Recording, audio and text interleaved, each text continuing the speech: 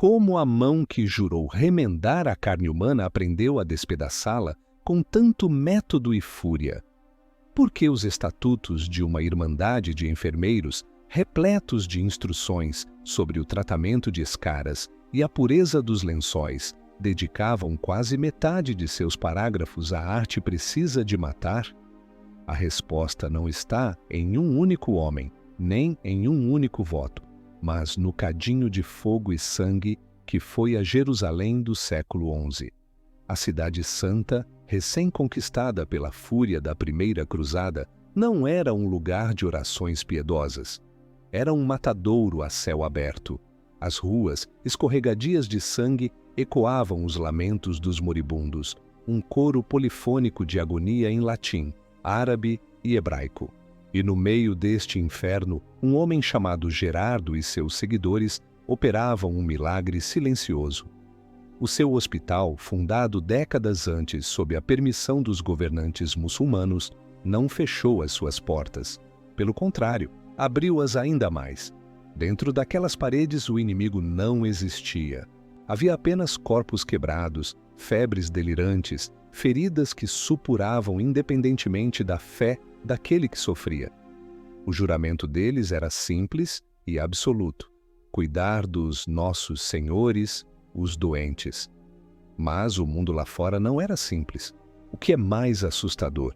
Morrer pela espada de um inimigo declarado ou perecer pela indiferença daquele que jurou curá-lo? Para Gerardo, a resposta era clara. Enquanto os novos senhores cristãos da cidade celebravam a sua vitória com massacres e pilhagens, os monges de vestes negras do Hospital de São João Batista limpavam feridas, distribuíam pão e ofereciam a única dignidade que restava, uma morte limpa ou uma chance de viver. Eles eram uma anomalia, uma ilha de sanidade num oceano de loucura fanática.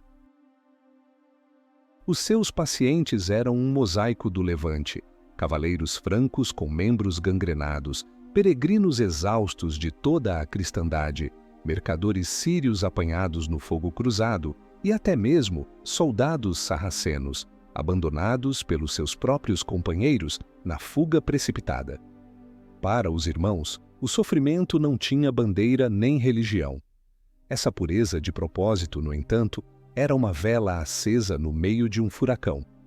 As estradas que levavam a Jerusalém eram domínios de bandidos e senhores da guerra menores, que viam os peregrinos, o alvo original da proteção dos hospitalários, não como almas a serem salvas, mas como bolsas de moedas a serem esvaziadas. As caravanas de doentes e feridos, que se moviam lentamente em direção ao oásis de cuidado em Jerusalém, eram alvos fáceis. Inicialmente, a defesa era improvisada. Irmãos serventes, armados com maças e cajados, formavam um círculo protetor, mais um gesto de desespero do que uma tática militar. Mas o desespero é um professor cruel e eficaz. Cada peregrino roubado, cada doente assassinado no caminho era uma falha direta no seu juramento. A caridade não podia ser passiva.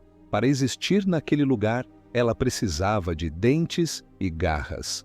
A transformação não foi uma decisão tomada numa sala capitular, ao som de cânticos gregorianos. Foi forjada no pó das estradas, no grito de uma mulher cujo marido acabara de ser degolado, no olhar de um peregrino moribundo que lhes perguntava por que Deus e os seus servos não o protegeram.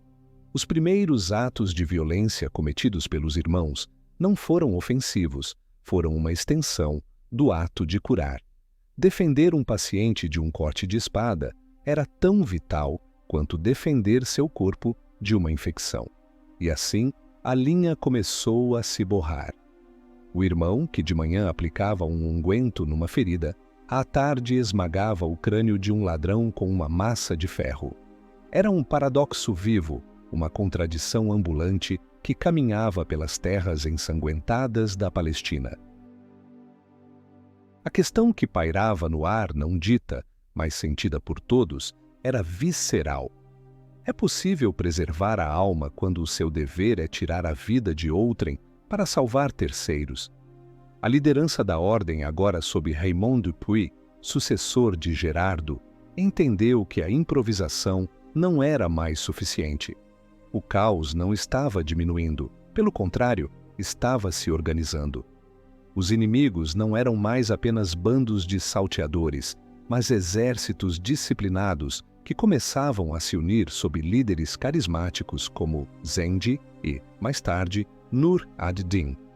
A sobrevivência exigia mais do que coragem esporádica.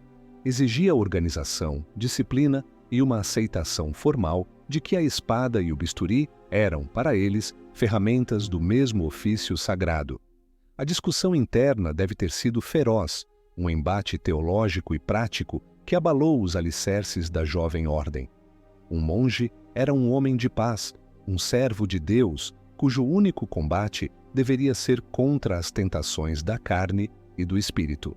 Derramar sangue era uma poluição, um pecado que manchava a alma e o afastava de Deus. Mas, como poderiam eles ficar de braços cruzados enquanto os seus senhores, os doentes, eram massacrados às suas portas? A resposta que encontraram foi uma obra-prima de pragmatismo teológico. A violência, quando usada para defender os fracos e a fé, não era um pecado, mas um dever sagrado, uma caridade armada. Eles não lutariam por glória, nem por terras, nem por ouro. Lutariam para que o trabalho do hospital pudesse continuar. A espada não seria um instrumento de conquista, mas um escudo para a misericórdia. Era uma lógica perigosa, um caminho escorregadio que redefiniria a sua identidade para sempre. Eles construíam hospitais que podiam resistir a um cerco e fortalezas onde se podiam curar feridas. Nisto residia a sua genialidade e a sua maldição. A ordem estava prestes a se dividir, a criar dentro de si mesma uma nova casta, monges cujo claustro seria o campo de batalha e cuja oração seria o silvo da lâmina. A questão não era mais se um monge poderia lutar, mas como ele poderia se tornar o guerreiro mais letal que o mundo já vira. O juramento de curar exigia, agora, uma ordem para matar.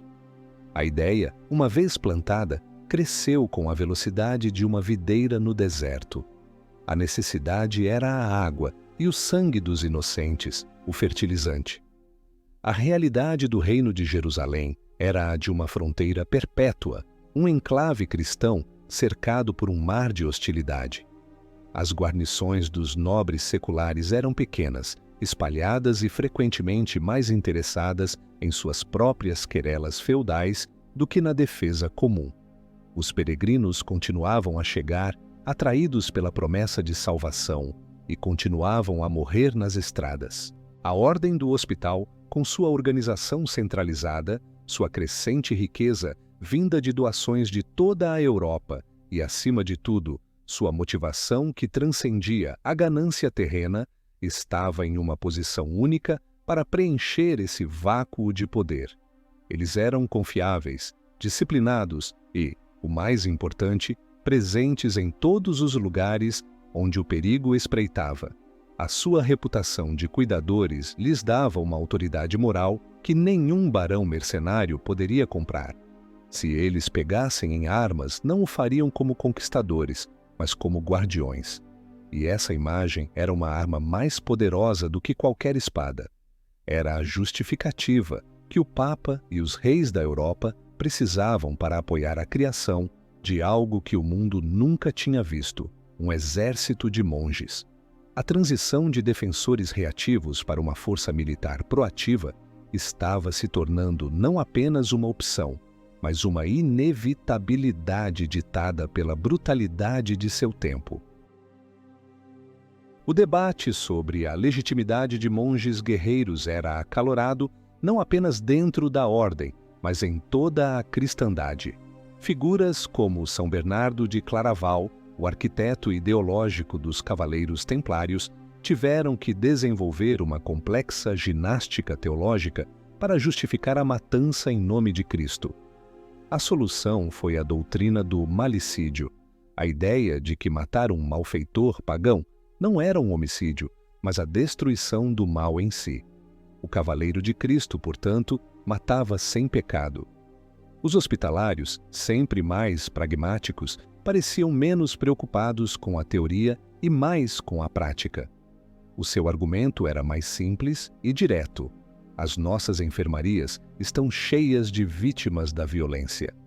Para reduzir o número de vítimas, devemos combater a fonte dessa violência. Era a lógica de um cirurgião que não apenas trata um sintoma, mas extirpa o tumor. Esta mentalidade moldou a sua abordagem à guerra. Eles não eram cavaleiros em busca de glória individual em torneios, mas uma unidade coesa, um corpo único, movido por um propósito. A sua disciplina no campo de batalha se tornaria lendária, um reflexo da obediência e da ordem que reinavam em seus hospitais. O treinamento era rigoroso e constante.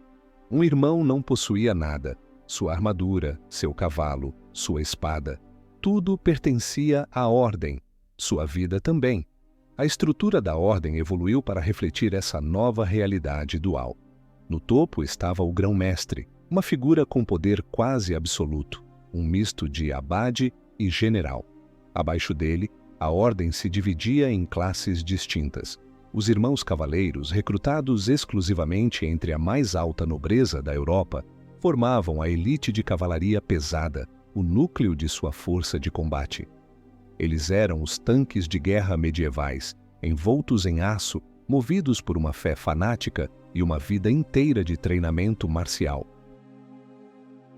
Depois vinham os irmãos sargentos ou serventes de armas, homens de origem mais humilde, que compunham a infantaria, a cavalaria leve e desempenhavam funções administrativas e de guarnição.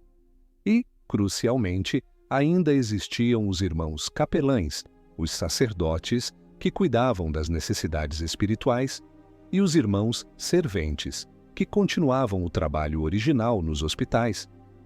No entanto, mesmo os médicos e enfermeiros eram obrigados a pegarem armas para defender as muralhas do hospital, se necessário. Não havia mais uma separação clara. Cada hospitalário era, em potencial, um soldado. Cada fortaleza era, em sua essência, um hospital fortificado. A sua identidade estava agora permanentemente fundida.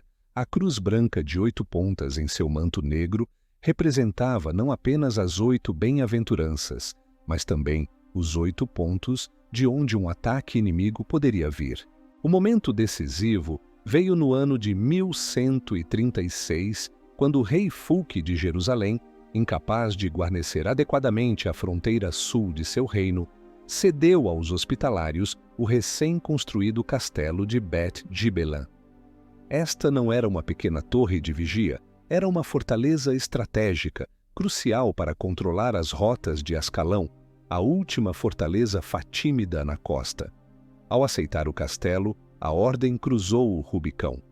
Eles não eram mais apenas defensores de caravanas, tornaram-se senhores de terras, guardiões de fronteiras, atores centrais na geopolítica do Levante. Outras doações se seguiram rapidamente. Castelos e terras por todo o reino de Jerusalém e pelo condado de Trípoli foram entregues à sua custódia, pois os reis e nobres sabiam que os hospitalários, com seus recursos e sua disciplina, poderiam defendê-los de forma mais eficaz do que qualquer força secular. Eles se tornaram os pilares sobre os quais a frágil estrutura dos Estados Cruzados se apoiava. Com cada fortaleza que recebiam, seu poder militar e sua responsabilidade cresciam. Eles não estavam apenas protegendo peregrinos agora, estavam protegendo o próprio conceito de um reino cristão na Terra Santa. O bisturi fora colocado de lado, momentaneamente, e a mão que o segurava agora se fechava firmemente em torno do punho de uma espada. A ordem estava pronta para a guerra total, uma guerra que duraria séculos e os levaria a extremos de heroísmo e brutalidade que seus fundadores jamais poderiam ter imaginado. A ironia era palpável. Uma organização fundada com base na caridade universal que tratava muçulmanos e judeus em seus hospitais, tornou-se a ponta de lança na guerra contra o Islã. Como eles reconciliavam isso? Talvez não o fizessem. Talvez vivessem em um estado de dissonância cognitiva permanente, separando o seu dever de curar o indivíduo do seu dever de combater o coletivo. O soldado sarraceno ferido, uma vez dentro das muralhas do hospital, voltava a ser um senhor doente. Mas no campo de batalha, ele era um inimigo da fé, um obstáculo a ser eliminado. Essa capacidade de compartimentalizar a moralidade foi talvez o seu maior trunfo psicológico, permitindo-lhes operar com uma eficiência implacável sem serem paralisados pela contradição de sua existência. Eles eram os filhos bastardos da misericórdia e da guerra, e herdaram o melhor e o pior de ambos os pais. A sua disciplina era lendária. Enquanto os exércitos feudais eram notórios por sua falta de coesão, com cavaleiros individualistas buscando glória pessoal, os hospitalários lutavam como uma unidade.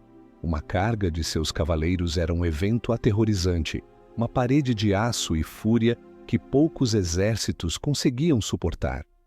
Eles atacavam em formação cerrada, sob o comando direto de seu marechal, e não quebravam a formação por nada, nem para perseguir um inimigo em fuga, nem para saquear. A vitória pertencia à ordem, não ao indivíduo. Essa abnegação no campo de batalha era o espelho da abnegação que praticavam em suas enfermarias. Eles se tornaram especialistas em um tipo específico de guerra: a guerra de atrito, de defesa e de cerco. Sabiam que eram poucos em número, uma ilha em um oceano hostil, portanto, não podiam se dar ao luxo de perder homens em batalhas campais imprudentes. Sua estratégia era baseada em uma rede de fortificações impenetráveis, a partir das quais poderiam controlar o território, lançar ataques rápidos contra as linhas de abastecimento inimigas e se retirar para a segurança de suas muralhas. Eles se tornaram os maiores engenheiros militares de sua era, mestres da construção de castelos. Cada fortaleza que construíam ou reformavam era uma declaração de permanência, um punho de pedra erguido contra o deserto. Esses castelos não eram apenas quartéis militares, eram centros logísticos, administrativos e médicos. Eram a encarnação física da natureza dual da ordem. Para proteger os peregrinos, eles perceberam, não eram necessários apenas curativos e orações, mas também muralhas indestrutíveis. A misericórdia para sobreviver naquele mundo precisava de uma cidadela, e eles estavam prestes a construir a maior de todas. A maior de todas as cidadelas, a materialização de sua alma de pedra e fé, chamava-se Crac de Chevalier. O nome, uma mistura de árabe e francês, significava Fortaleza dos Cavaleiros, mas para os seus inimigos era o osso na garganta do Islã. Situado no alto de uma colina na Síria, dominando a única passagem estratégica entre o interior e o mar, o Crac não era apenas um castelo. Era um estado autônomo, uma montanha oca, transformada na mais perfeita máquina de guerra defensiva que a humanidade já concebera. Os hospitalários o receberam em 1142 como uma fortaleza modesta, e ao longo do século seguinte o transformaram em uma obra-prima de engenharia militar, uma camada sobre camada de genialidade defensiva. A sua visão não era apenas construir muros altos, mas criar um ecossistema de defesa, onde cada torre, cada muralha, cada seteira e cada corredor trabalhassem em perfeita harmonia para aniquilar qualquer força atacante. O castelo era, na verdade, 2 castelos em um. Uma muralha externa maciça, com 13 torres enormes, protegia um pátio. Mas, mesmo que um inimigo conseguisse romper essa primeira linha, ele se veria preso em uma zona de morte, exposto ao fogo vindo do castelo interno, um reduto colossal com suas próprias muralhas e torres, construído em um nível mais alto. Era um quebra-cabeça mortal, projetado para sangrar exaurir e desmoralizar qualquer exército que ousasse se aproximar. A vida dentro do crack era um microcosmo da própria ordem. A guarnição permanente era surpreendentemente pequena, talvez 60 cavaleiros e algumas centenas de soldados a pé. Mas o castelo foi projetado para abrigar até 2.000 homens e provisões para um cerco de 5 anos. Havia um moinho de vento para moer grãos, um forno, estábulos para centenas de cavalos, uma capela de beleza austera e, claro, um hospital. As cisternas e aquedutos garantiam um suprimento quase inesgotável de água. Era uma arca de Noé de pedra, projetada para sobreviver a qualquer dilúvio de fogo e aço. A rotina diária era uma mistura monástica e militar. Orações ao amanhecer, seguidas de treinamento de armas no pátio, inspeção de equipamentos, patrulhas nas terras circundantes e, à noite, mais orações. A disciplina era absoluta. Os irmãos comiam juntos em silêncio no grande refeitório, ouvindo leituras das Escrituras. Não havia luxo, não havia confortos pessoais. Havia apenas o dever para com Deus e o dever para com a defesa daquela fortaleza, o pivô de toda a estratégia cristã no norte do Levante. O Crac de Chevalier era mais do que uma base militar. Era o símbolo de seu poder, de sua determinação e de sua crença de que, com fé e engenharia suficientes, poderiam manter o mundo inteiro à distância. Pelo menos 12 vezes, grandes exércitos muçulmanos chegaram à base da colina do Crac e olharam para cima, para aquela visão impossível de pedra. Líderes lendários como Nur ad-Din e o próprio Saladino avaliaram suas defesas e, na maioria das vezes, decidiram que o preço do assalto seria alto demais. Saladino, após conquistar quase todo o reino de Jerusalém, cercou o Crac em 1188. Ele capturou o capelão do castelo e, segundo a lenda, o forçou a ir até os portões e ordenar a rendição de seus irmãos. O capelão, com uma faca no pescoço, gritou a ordem em árabe, mas imediatamente acrescentou em francês: "Lutem até o último homem."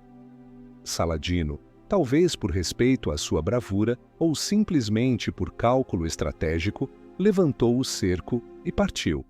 O castelo parecia verdadeiramente inexpugnável, protegido não apenas por suas muralhas, mas por uma aura de invencibilidade. As poucas tentativas de assalto foram desastres para os atacantes. As muralhas externas, com seu talude inclinado, eram quase impossíveis de escalar sob uma chuva de flechas e pedras.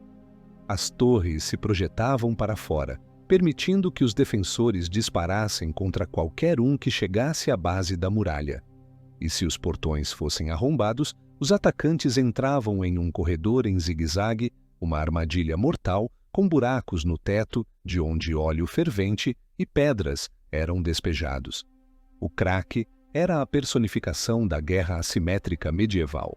O poder dos hospitalários, no entanto, não residia apenas em uma única fortaleza. O Crac era a joia da coroa, mas eles controlavam uma rede de dezenas de outros castelos e torres por toda a Terra Santa. Fortalezas como Margat, outro gigante quase tão formidável quanto o Crac, controlavam a costa da Síria. Gibelã, no sul, vigiava a estrada para o Egito. Essa rede de castelos funcionava como um sistema nervoso. As guarnições podiam se comunicar por meio de sinais de fumaça ou pombos-correio, alertando umas às outras sobre os movimentos do inimigo. Eles podiam lançar ataques coordenados, fustigando um exército em marcha por vários flancos e depois recuar para a segurança de seus muros. Isso deu aos reinos cruzados uma profundidade estratégica que eles jamais teriam de outra forma. Os hospitalários eram a espinha dorsal militar da Terra Santa. A sua presença permitia que os reis e barões se sentissem seguros, mas também criava um ressentimento crescente. A ordem era um Estado dentro de um Estado, respondendo apenas ao Papa. Eles não pagavam impostos, tinham seus próprios tribunais e, por vezes, seguiam políticas externas que entravam em conflito com as dos reis locais. Eram indispensáveis, mas também arrogantes e excessivamente poderosos. Uma tensão perigosa começou a se formar entre os salvadores e aqueles que eles haviam jurado proteger. O seu sucesso os estava isolando. A era de ouro do poder hospitalário na Terra Santa foi o século XII e o início do século XIII. Eles estavam no auge de sua força militar, financeira e política. As doações chegavam de toda a Europa, onde a ordem possuía vastas propriedades que financiavam sua guerra perpétua no Oriente. Eles eram banqueiros, diplomatas e, acima de tudo, os guerreiros mais temidos e respeitados de seu tempo. A sua reputação era tal que os governantes muçulmanos, às vezes, pagavam-lhes tributo para não serem atacados. Mas essa confiança em suas muralhas de pedra e em sua proeza militar gerou uma complacência perigosa. Eles começaram a acreditar em sua própria lenda de invencibilidade. Esqueceram-se de que seus castelos, por mais fortes que fossem, estavam localizados em um território que não era o seu. Eram ilhas em um mar que estava se tornando cada vez mais tempestuoso. Novas forças estavam surgindo no mundo islâmico, mais poderosas e determinadas do que qualquer coisa que eles já haviam enfrentado. Os mamelucos do Egito, uma casta de soldados escravos que haviam tomado o poder, eram guerreiros implacáveis e mestres da arte do cerco. O sultão mameluco Baibars, em particular, tinha uma obsessão: erradicar a presença franca da Terra Santa, castelo por castelo. O mundo ao redor do craque estava mudando, e a estratégia puramente defensiva dos hospitalários estava prestes a se tornar obsoleta. Baibars era um gênio militar e um estrategista paciente. Ele não lançaria um ataque frontal fútil contra o craque. Em vez disso, ele passou anos enfraquecendo a posição dos hospitalários, conquistando os castelos menores ao redor, cortando suas linhas de abastecimento e isolando a grande fortaleza. Em 1271, ele finalmente chegou diante dos muros do craque. Mas, em vez de um assalto direto, ele usou a astúcia. Após semanas de um cerco pesado, seus engenheiros cavaram minas sob uma das torres da muralha externa, fazendo-a desabar. Os defensores recuaram para o reduto interno, preparados para um longo cerco. Foi então que Baibars jogou sua cartada final. Ele forjou uma carta, supostamente, do comandante hospitalário em Trípoli, ordenando que a guarnição do craque se rendesse.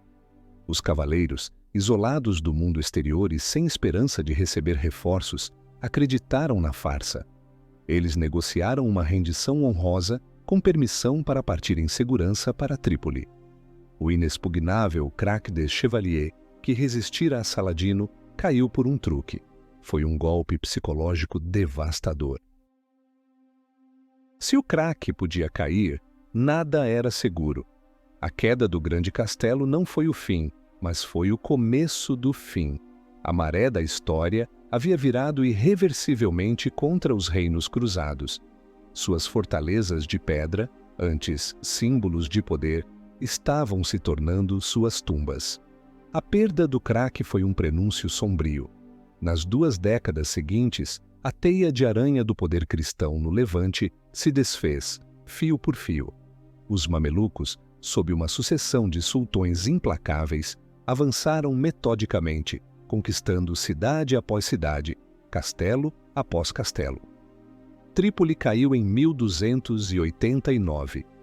O reino de Jerusalém, que já se estendera por centenas de quilômetros, foi reduzido a um punhado de cidades costeiras, sendo a mais importante a rica e cosmopolita cidade de Acre. Acre era a capital, o principal porto e o último bastião significativo da presença cruzada. Era também o quartel-general das grandes ordens militares, os templários, os cavaleiros teutônicos e, claro, os hospitalários. Eles sabiam que a batalha final seria travada ali. Era uma cidade magnificamente fortificada, protegida por uma muralha dupla e pelo mar. Mas a cidade também estava podre por dentro, dividida por rivalidades entre venezianos, genoveses e pisanos, e entre as próprias ordens militares. Era um paraíso condenado, vibrante e caótico, vivendo seus últimos dias em uma febre de negação. Em abril de 1291, o sultão mameluco Al-Ashraf Khalil chegou diante de seus muros com um dos maiores exércitos que o mundo já vira. O apocalipse havia começado. O cerco de Acre foi a agonia do mundo cruzado. Durante semanas, as gigantescas máquinas de cerco mamelucas, chamadas de a Vitoriosa e a Furiosa, martelaram as muralhas da cidade dia e noite. Os defensores, em grande desvantagem numérica, lutaram com o desespero de homens que não tinham para onde recuar. Os hospitalários, sob o comando de seu grão-mestre Jean de Villiers, estavam no centro da defesa, guarnecendo a seção mais exposta das muralhas, a chamada Torre Maldita. As crônicas descrevem os cavaleiros lutando como leões, liderando sortidas noturnas para incendiar as máquinas de cerco inimigas, tapando as brechas nas muralhas com seus próprios corpos. O grão-mestre dos Templários, Guillaume de Beaujeu, foi mortalmente ferido. Jean de Villiers, o hospitalário, também foi gravemente ferido, mas se recusou a abandonar seu posto. O barulho era ensurdecedor, o estrondo das catapultas, o grito dos moribundos, o som das trombetas e tambores do exército mameluco, um ritmo constante que minava a moral dos defensores. A esperança se esvaía a cada pedra que caía, a cada homem que tombava. Era possível vencer quando o próprio Deus parecia ter abandonado a sua causa? Eles lutavam não mais pela vitória, mas por uma morte honrosa. Em 18 de maio, após mais de um mês de bombardeio, os mamelucos lançaram o assalto final. Eles abriram uma brecha maciça nas muralhas e entraram na cidade como uma inundação. O que se seguiu foi um massacre. As ruas de Acre se transformaram em rios de sangue. Os combates eram corpo a corpo, casa por casa. Os hospitalários, entrincheirados em seu próprio quarteirão fortificado, continuaram a lutar. Eles eram a última bolsa organizada de resistência em uma cidade que se afogava em caos e morte. Jean de Villiers, gravemente ferido, foi evacuado à força por seus cavaleiros para um dos últimos navios no porto. A partir do mar, eles assistiram, impotentes, à queda de seu mundo.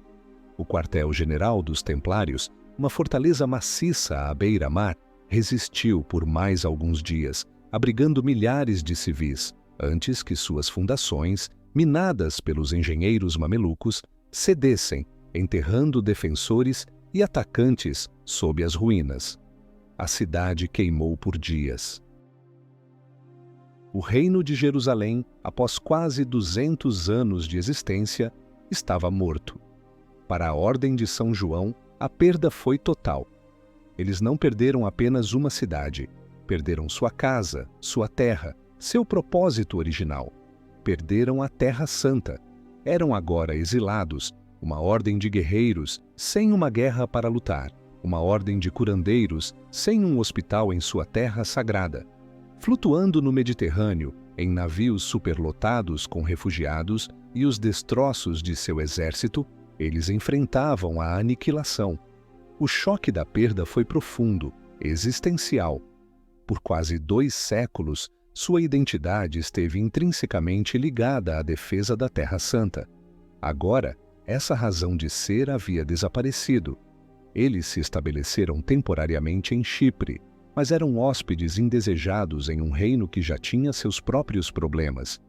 A ordem, sem uma missão clara, corria o risco de se desintegrar. Os cavaleiros, homens criados para a guerra perpétua, estavam inquietos. As cortes da Europa começavam a questionar a utilidade das ordens militares. Os templários, seus rivais e irmãos de armas, seriam em breve destruídos pelo rei da França, que cobiçava suas riquezas. Os hospitalários sabiam que precisavam de um novo propósito, um novo lar, uma nova guerra, ou enfrentariam o mesmo destino. Eles eram um tubarão que precisava continuar se movendo para não morrer. A sua longa e amarga experiência no Oriente lhes ensinara uma lição. Depender da proteção de reis seculares era um erro. Para sobreviver, eles precisavam de seu próprio Estado soberano. Eles precisavam de uma ilha. E enquanto varriam o horizonte do Mediterrâneo, seus olhos se fixaram em um prêmio estratégico, uma ilha verde e fértil que pertencia nominalmente ao Império Bizantino, mas que na prática era um ninho de piratas e corsários. Rhodes. A decisão foi audaciosa e brutalmente pragmática. Se o mundo não lhes daria um lar, eles o tomariam à força. O juramento de curar estava prestes a ser interpretado de uma maneira radicalmente nova. Para proteger a cristandade, eles se tornariam os mais temidos predadores do mar. Que escolha você teria feito no lugar deles? Se dissolver em glória passada ou se reinventar como piratas por uma causa sagrada? Deixe sua opinião nos comentários. Dissolver ou reinventar. A conquista de Rhodes não foi uma cruzada sancionada, mas uma operação militar corporativa, fria e calculada. Liderados pelo grão-mestre Ffoulkes de Villaret, um homem de ambição implacável, os hospitalários reuniram uma frota, contrataram mercenários genoveses e no ano de 1309 desembarcaram na ilha. A campanha foi mais difícil e demorada do que esperavam. Os habitantes gregos e os soldados bizantinos resistiram ferozmente. Mas os cavaleiros forjados em 200 anos de guerra contra os sarracenos eram uma força de combate superior. Após quase 4 anos de combates brutais, a cidade de Rhodes e depois toda a ilha caiu em suas mãos. A Ordem de São João era agora uma potência soberana.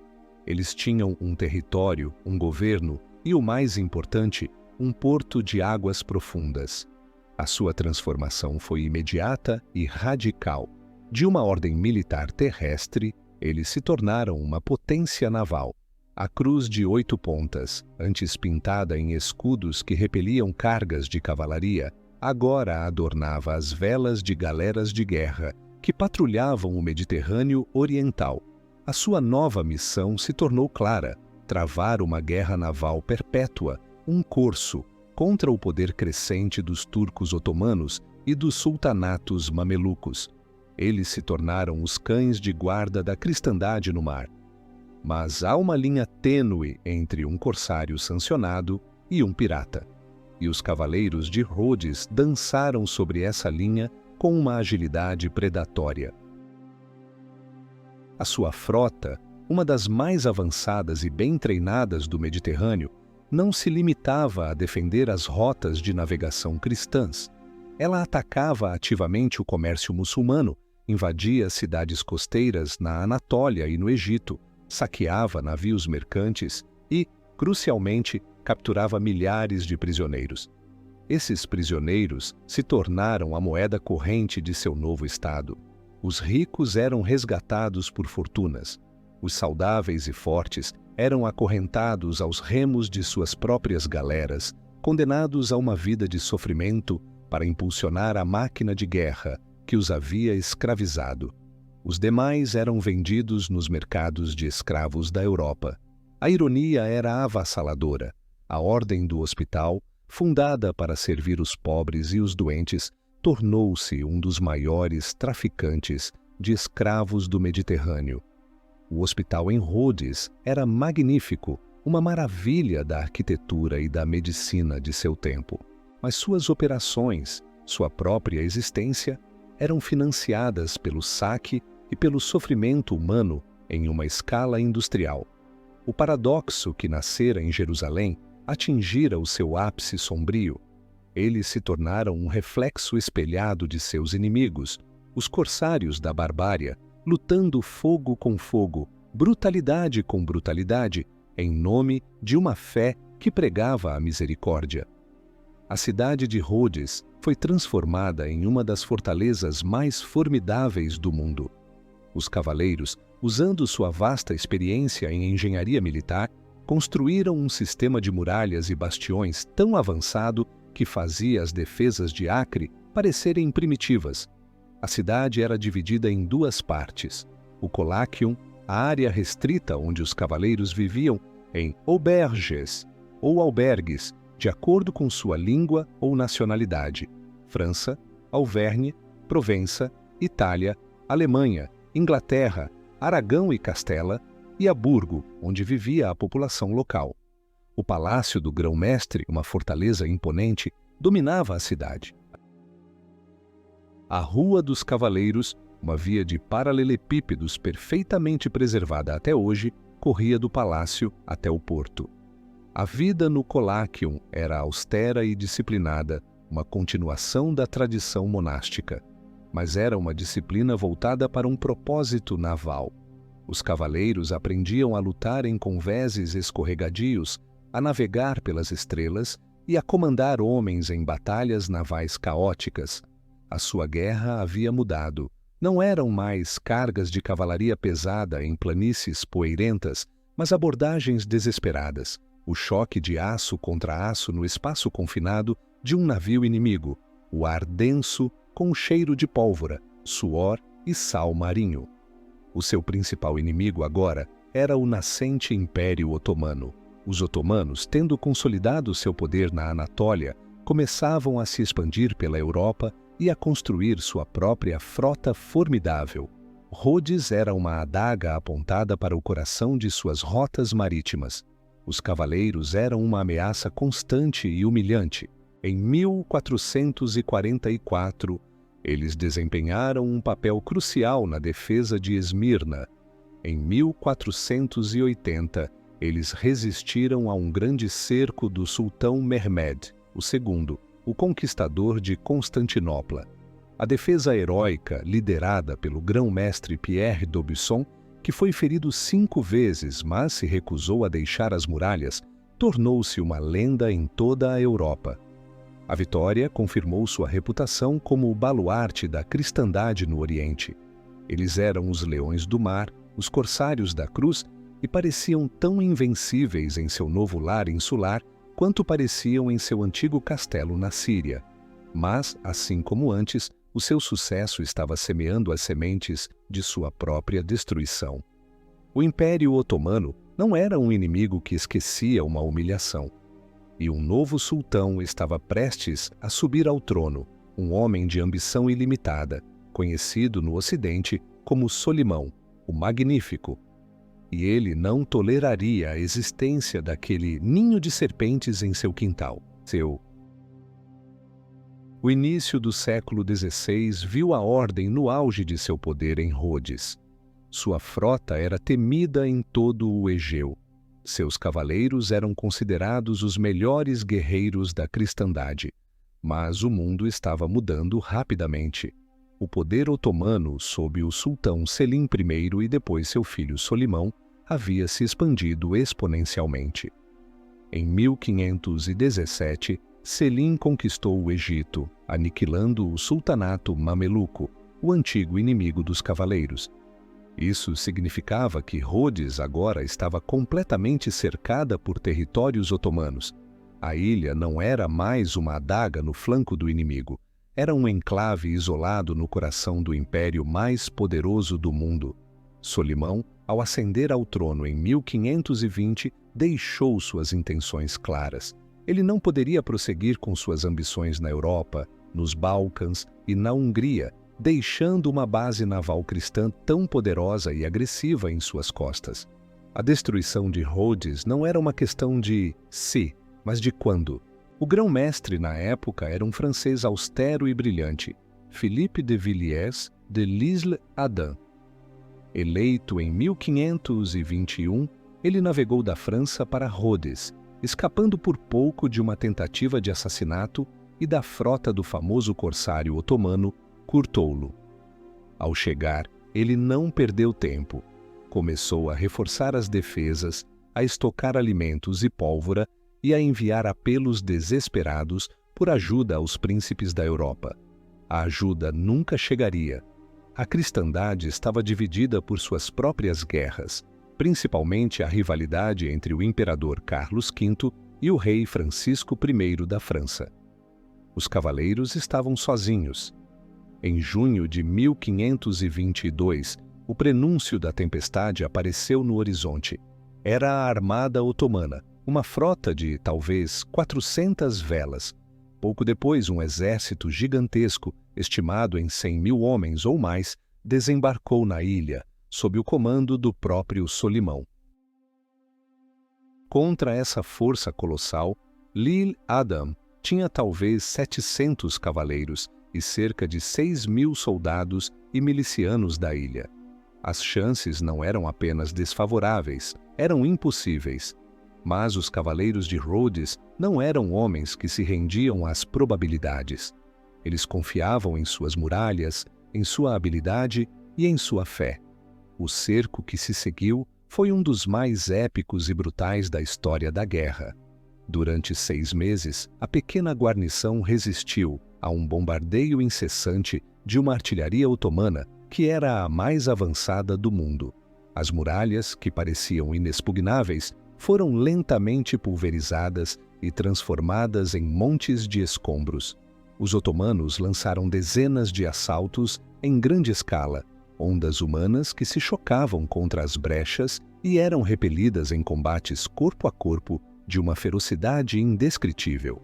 Os cavaleiros, vestidos em suas sobrevestes vermelhas com a cruz branca, estavam sempre na vanguarda, lutando lado a lado com os soldados comuns. Lil Adam, apesar de sua idade avançada, parecia estar em toda parte, inspirando seus homens, liderando contra-ataques, a personificação da resistência desafiadora. A chave para o cerco, no entanto, não estava acima do solo, mas abaixo dele. Os otomanos eram mestres na Guerra de Minas. Seus engenheiros cavaram uma rede de túneis sob as muralhas, com a intenção de enchê-los de pólvora e explodir seções inteiras das defesas. Os defensores responderam com sua própria contramineração, cavando túneis para interceptar os dos otomanos.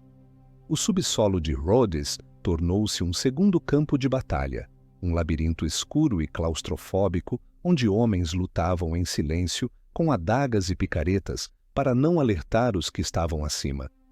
Explosões gigantescas abalavam a cidade periodicamente, abrindo novas brechas que imediatamente se tornavam o foco de assaltos desesperados. A guarnição diminuía a cada dia, a fome e as doenças começaram a se espalhar. A pólvora estava acabando. Os muros eram agora pouco mais que rampas de entulho, e ainda assim eles lutavam. O respeito entre os combatentes era imenso. Solimão, frustrado com a resistência, ofereceu termos de rendição generosos em várias ocasiões, apenas para serem rejeitados. Ele não conseguia entender como um punhado de homens podia desafiar o poder de seu vasto império por tanto tempo. A resposta estava no juramento deles. Eles haviam prometido defender a cristandade até a morte. No final, não foi a força das armas otomanas, mas a traição e o esgotamento que selaram o destino de Rhodes. Um cavaleiro, o chanceler da ordem, foi pego tentando contrabandear mensagens para os turcos. E mais importante, a população civil da cidade, sofrendo terrivelmente, implorou ao grão-mestre que aceitasse os termos de rendição antes que todos fossem massacrados.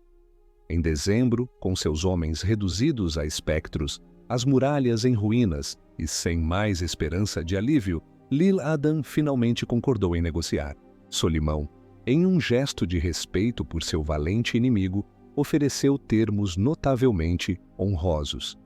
Os cavaleiros sobreviventes poderiam deixar Rhodes com suas armas, seus estandartes e seus tesouros.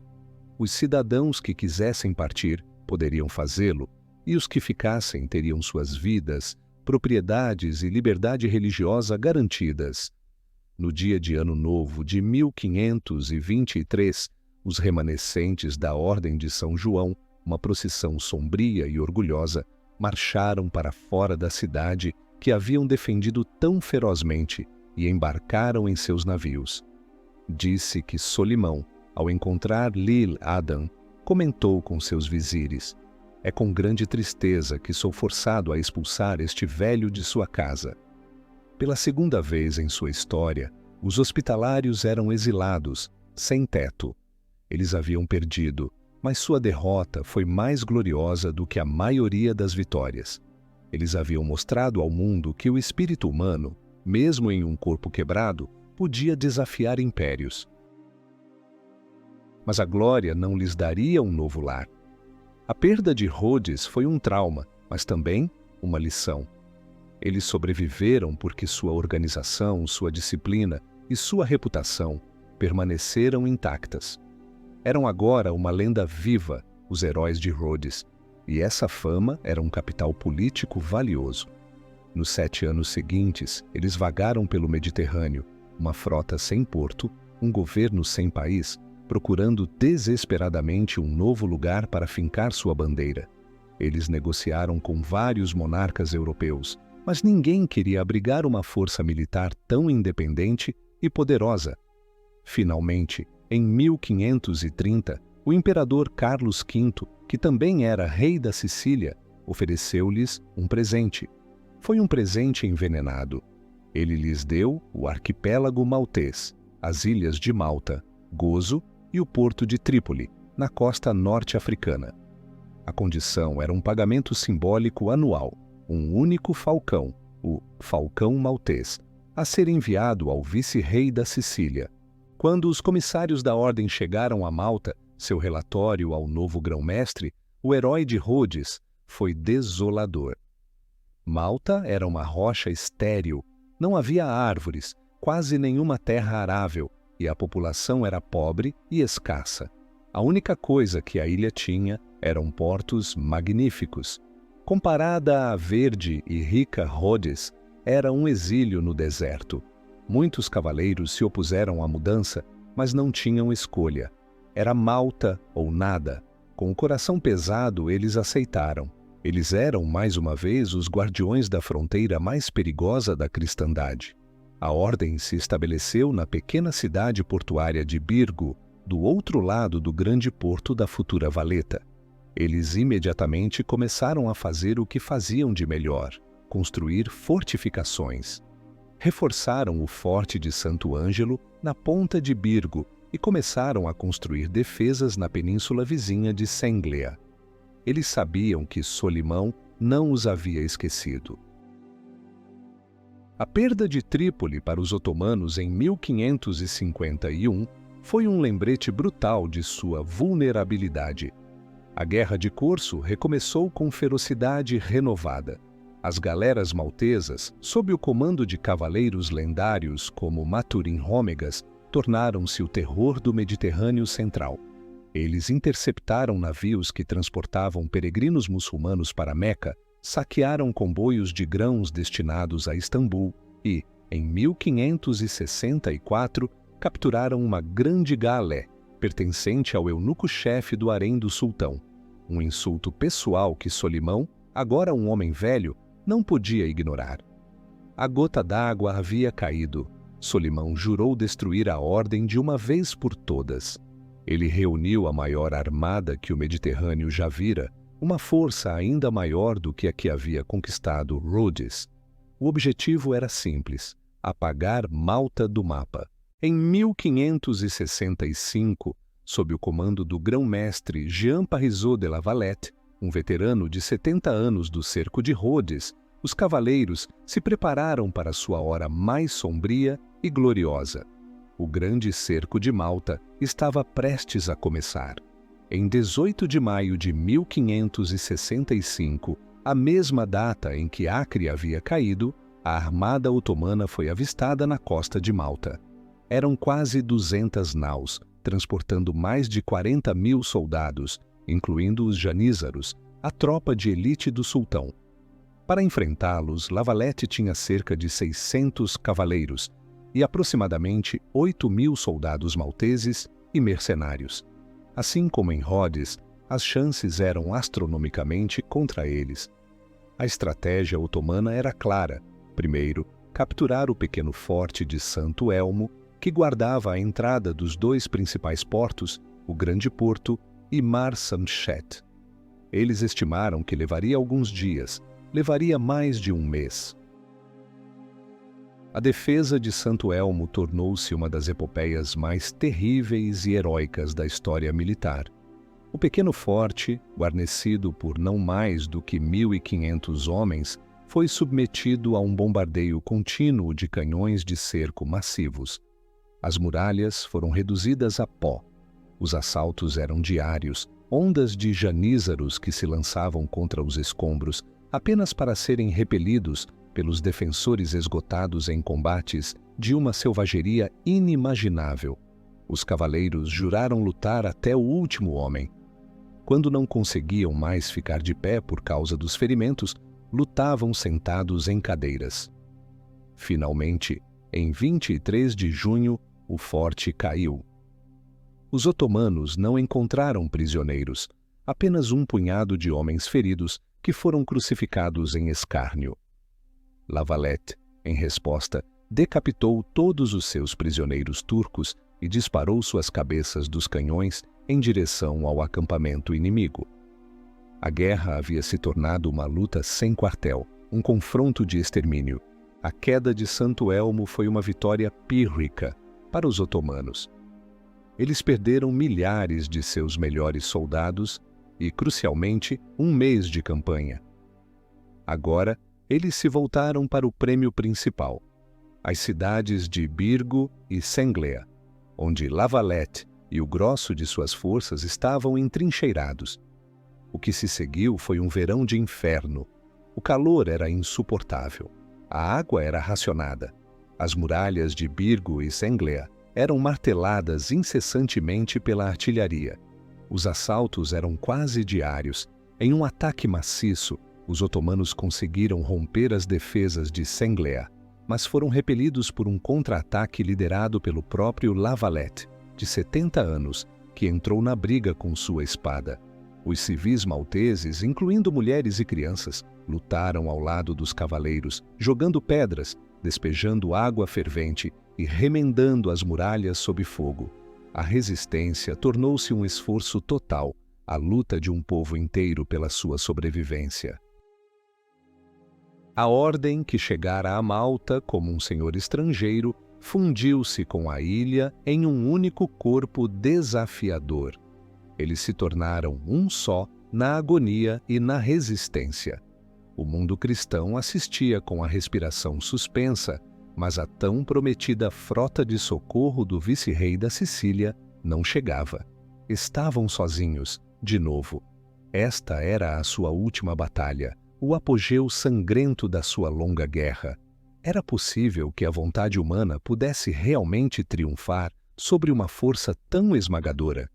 No início de setembro, a situação dos defensores era desesperadora. A maioria dos cavaleiros estava morta ou ferida. As muralhas haviam praticamente desaparecido. A pólvora e os alimentos estavam quase no fim. Os otomanos, embora também tivessem sofrido perdas terríveis, preparavam-se para o assalto final, que certamente aniquilaria os últimos defensores. Foi então que o que muitos consideraram um milagre aconteceu. O Gran Soccorso, a pequena força de socorro da Sicília, finalmente desembarcou na outra extremidade da ilha. Eram apenas 8.000 homens, uma fração do exército otomano. Mas a notícia de sua chegada, exagerada pelos batedores, teve um efeito devastador na moral do exército turco, já exausto e desmoralizado por meses de combates infrutíferos. Eles acreditaram que um exército cristão maciço havia chegado. O comando otomano, em pânico, ordenou uma retirada. O cerco foi levantado. Os remanescentes do grande exército de Solimão embarcaram apressadamente em seus navios e partiram. Malta havia sobrevivido. A Ordem de São João havia conquistado a vitória mais improvável e decisiva de sua história. A notícia ecoou por toda a Europa como um trovão. O feitiço da invencibilidade otomana havia sido quebrado. O pequeno baluarte de Malta havia resistido à maré. Foi a sua hora mais gloriosa, o momento em que curandeiros, guerreiros, piratas e mártires se tornaram os salvadores da Europa. Mas o que acontece com os heróis depois que a grande batalha termina? A vitória, às vezes, pode ser um inimigo mais sutil e perigoso do que qualquer exército. O que é mais difícil, sobreviver a um cerco infernal ou sobreviver à paz que se segue? Qual desafio corrompe mais a alma? A adversidade extrema ou a prosperidade incontestada? Conte-nos sua opinião nos comentários. Após o grande cerco, a Ordem de São João nunca mais foi a mesma. Eles eram os heróis da cristandade, e a gratidão da Europa se traduziu em uma torrente de ouro. Doações e recrutas chegaram de todos os reinos católicos. Com esses novos recursos, o grão-mestre Lavalette iniciou seu projeto mais ambicioso, a construção de uma nova cidade-fortaleza, uma cidade digna dos heróis de Malta. Batizada em sua homenagem, Valeta foi projetada pelos melhores engenheiros militares da época como a fortaleza mais avançada do mundo, uma obra-prima da arquitetura renascentista e da ciência do cerco. Construída em uma grade, com sistemas de saneamento e ventilação, e cercada por um sistema de bastiões e muralhas que faziam as antigas defesas de Birgo parecerem insignificantes, Valeta era uma declaração de poder e permanência. A ordem não seria mais expulsa. Malta era sua casa para sempre. O Hospital da Ordem, a Sacra Enfermeria, construído em Valeta, era uma das maravilhas do mundo. Com sua enfermaria gigantesca, capaz de atender centenas de pacientes, em camas individuais com lençóis limpos e com médicos que praticavam as técnicas mais avançadas, era o ápice de milênios de conhecimento médico. A Ordem parecia ter, finalmente, encontrado o equilíbrio perfeito entre sua vocação militar e sua missão de cura. Mas a vitória e a riqueza que ela trouxe começaram a corroer a alma da Ordem por dentro. A disciplina de ferro que os caracterizara em Rhodes e durante o cerco começou a relaxar. Os cavaleiros, agora seguros atrás das muralhas inexpugnáveis de Valeta, eram cada vez mais recrutados entre aristocratas que viam a ordem não como uma vocação sagrada, mas como uma carreira prestigiosa ou um lugar para filhos mais novos, sem herança. A vida em Malta tornou-se confortável, até luxuosa. Os auberges competiam entre si em opulência. Os cavaleiros se envolviam em duelos por questões de honra, em intrigas políticas complexas e em casos amorosos com as damas maltesas. A guerra de corso continuou, mas seu caráter mudou. Antes era uma luta pela sobrevivência, agora era um negócio lucrativo. As galeras da Ordem continuaram a aterrorizar o Mediterrâneo, mas o saque e a captura de escravos tornaram-se um fim em si mesmos, a principal fonte de receita para sustentar o estilo de vida cada vez mais extravagante da Ordem.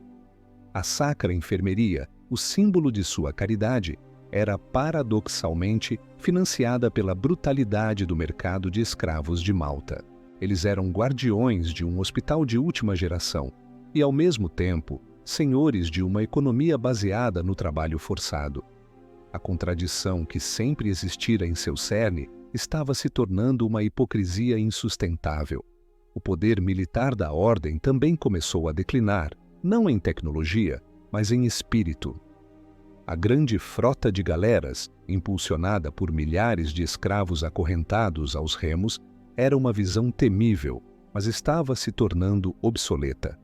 Os novos navios de guerra do Atlântico Norte, os navios de linha movidos a velas, eram mais poderosos e eficientes. A Ordem, presa em suas tradições mediterrâneas, não conseguiu se adaptar.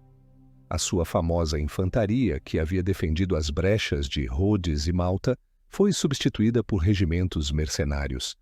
Os próprios cavaleiros eram agora mais oficiais e administradores do que guerreiros da linha de frente. Eles ainda participaram de batalhas navais importantes, como a Batalha de Lepanto em 1571, onde sua pequena esquadra lutou com bravura. Mas eles não eram mais a força dominante que haviam sido. Eram uma relíquia, uma instituição gloriosa, mas anacrônica, em um mundo que estava mudando mais rápido do que eles podiam compreender. O Iluminismo, com suas ideias de razão, direitos humanos e ceticismo religioso, varria a Europa. Para os filósofos do século XVIII, a Ordem de Malta era um absurdo, uma ordem de monges que não faziam votos de castidade, que viviam no luxo e cujo principal negócio era a pirataria e a escravidão. Sua justificativa moral estava se desintegrando. As divisões internas, sempre presentes, aprofundaram-se. As diferentes langues ou nacionalidades dentro da ordem intrigavam umas contra as outras pelo controle do poder e da riqueza. Os cavaleiros franceses, a facção mais numerosa e poderosa, eram cada vez mais influenciados pelas ideias revolucionárias que emanavam de sua terra natal. Muitos simpatizavam secretamente com a Revolução Francesa, que, ironicamente, confiscou todas as vastas propriedades da ordem na França, cortando sua principal fonte de renda e mergulhando-a em uma crise financeira. A ordem estava paralisada, uma concha dourada, bela por fora, mas vazia por dentro. A sua liderança, sob o grão-mestre Ferdinand von Hompesch, um alemão fraco e indeciso, era incapaz de enfrentar os desafios do novo século. Eles se tornaram complacentes, acreditando que suas muralhas, que haviam resistido ao maior exército do mundo, os protegeriam de tudo. Eles não perceberam que o maior perigo não viria de um exército de janízaros com cimitarras, mas de um novo tipo de homem, um general corso que liderava um exército de cidadãos movido por ideias. A ferrugem da paz havia corroído suas espadas e seus corações. Eles se esqueceram de como lutar e talvez até do porquê lutavam. Em junho de 1798, a sombra que eles não viram chegar materializou-se no horizonte. Era a frota francesa, transportando um exército maciço e seu jovem e ambicioso comandante, Napoleão Bonaparte, a caminho do Egito.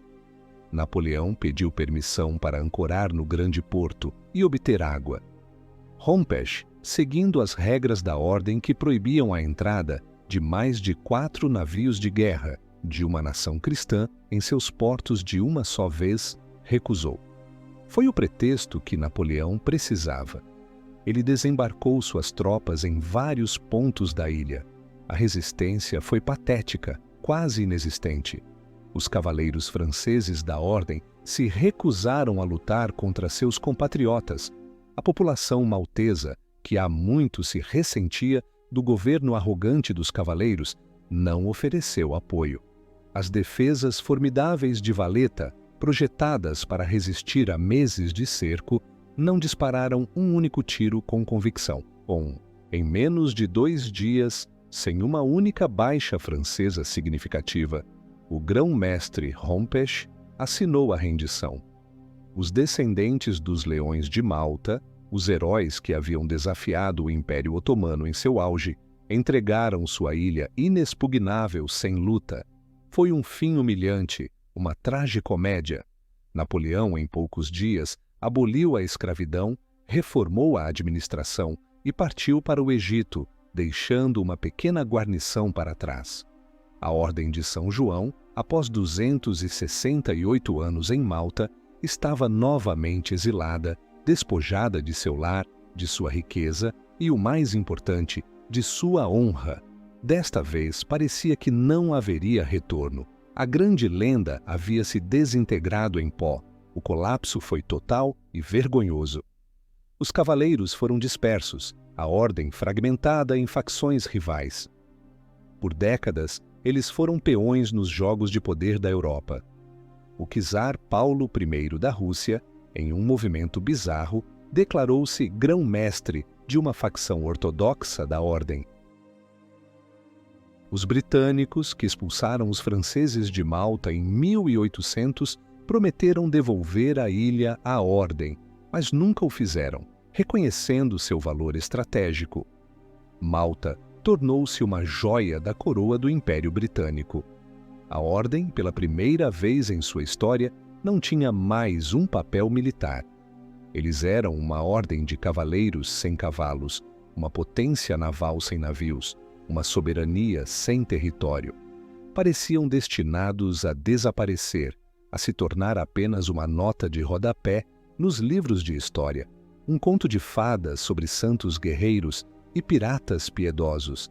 Mas dentro daquela casca quebrada, a semente plantada por Gerardo em Jerusalém, quase 800 anos antes, ainda estava viva, a semente da misericórdia. Privados de sua espada, eles foram forçados a redescobrir sua vocação original. A queda humilhante de Malta não foi o seu fim, foi a sua purificação. Foi o evento cataclísmico que os forçou a abandonar a contradição que os definira e os atormentara por séculos, e a escolher, de uma vez por todas, entre o bisturi e a espada. O processo de redescoberta foi lento e doloroso. No século XIX, os remanescentes da Ordem, agora com sede em Roma, a partir de 1834, abandonaram formalmente todas as pretensões militares. Eles se reorganizaram sob a proteção do papado e voltaram seu foco inteiramente para o trabalho que havia dado origem ao seu nome, o hospital. Eles se concentraram na criação de hospitais, ambulâncias e serviços de socorro. Durante as guerras que unificaram a Itália e a Alemanha, os voluntários da Ordem de Malta, usando a cruz de 8 pontas, apareceram nos campos de batalha. Mas desta vez, eles não carregavam espadas. Carregavam macas e bandagens. Eles eram neutros, cuidando dos feridos de ambos os lados, assim como seus ancestrais haviam feito na Jerusalém do século XI. A Primeira Guerra Mundial foi o seu grande teste. A Ordem operou hospitais de campanha, trens hospitalares e postos de socorro em todas as frentes, salvando um número incalculável de vidas. Eles repetiram esse esforço em uma escala ainda maior durante a Segunda Guerra Mundial, prestando socorro às vítimas de bombardeios, aos prisioneiros de guerra e aos refugiados. A Cruz Branca em um fundo vermelho, uma inversão de sua bandeira de guerra, tornou-se um símbolo de esperança e neutralidade em meio à carnificina. Eles haviam retornado ao seu juramento. Hoje, a Soberana Ordem Militar de Malta é uma entidade única no mundo. É reconhecida por mais de 100 países como uma entidade soberana, mantendo relações diplomáticas e emitindo seus próprios passaportes e selos, embora não possua território além de 2 propriedades extraterritoriais em Roma. Mas seu verdadeiro reino não está nos mapas. Está nos campos de refugiados, nas zonas de desastre, nos hospitais para doentes terminais e nas clínicas para leprosos em todo o mundo. Seus membros e voluntários, que somam dezenas de milhares, continuam a missão de cuidar dos nossos senhores, os doentes. A palavra militar em seu nome é agora apenas uma relíquia histórica, um eco de um passado de fortalezas e batalhas navais. Ou talvez seja um lembrete de que a batalha mais difícil não é contra um inimigo externo, mas contra as sombras dentro de nós mesmos, a tentação de usar a força para impor o bem, a arrogância que vem com o poder, a facilidade com que a misericórdia pode ser corrompida pela violência. A jornada deles, do Hospital de Jerusalém às muralhas de Malta e de volta a um hospital em Roma, é um círculo completo, uma odisseia de 900 anos através das profundezas mais sombrias e dos picos mais brilhantes da alma humana. Eles provaram que a mesma organização, movida pelo mesmo juramento, pode se tornar tanto um farol de compaixão quanto uma máquina de guerra impiedosa. Sua história não oferece respostas fáceis. Ela nos confronta com uma pergunta eterna.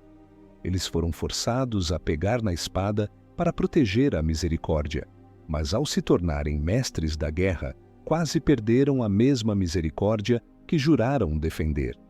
Foi apenas ao perder todo o seu poderio militar que eles redescobriram sua verdadeira força. A história deles é um caminho do bisturi para a espada e da espada de volta ao bisturi. Eles nos mostraram que podem ser tanto os maiores curandeiros quanto os guerreiros mais ferozes. E, na sua opinião, o que deixa um legado mais duradouro na história da humanidade? Um ato de poder que impõe a ordem ou um ato de compaixão que cura a desordem? Escreva sua escolha nos comentários e vamos refletir juntos sobre a lição final deixada por esses incríveis cavaleiros.